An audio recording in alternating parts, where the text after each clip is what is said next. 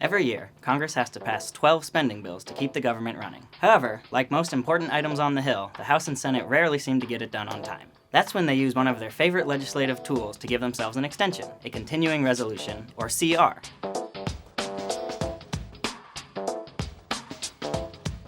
Federal funding runs out at the end of each fiscal year on September 30th, so if Congress hasn't passed all spending bills by that date, they instead pass a CR. This tool extends funding levels as they were during the previous fiscal year, rather than adjusting them to new spending levels, which are typically higher. If Congress fails to pass a CR on time, that's when Washington faces a partial government shutdown. Sometimes, Congress might pass just one CR that kicks the can way down the road in order to give themselves ample time to negotiate new spending levels.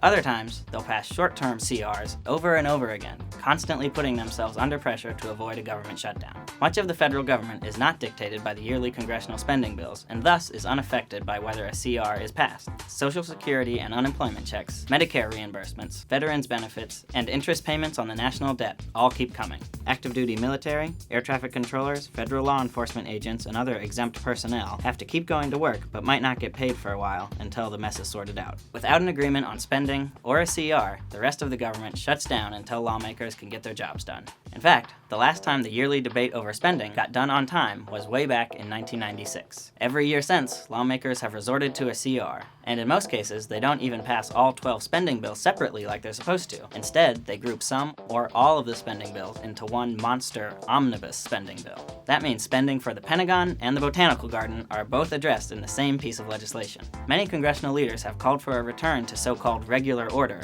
but this is one congressional deadline that doesn't look like it will be met anytime soon.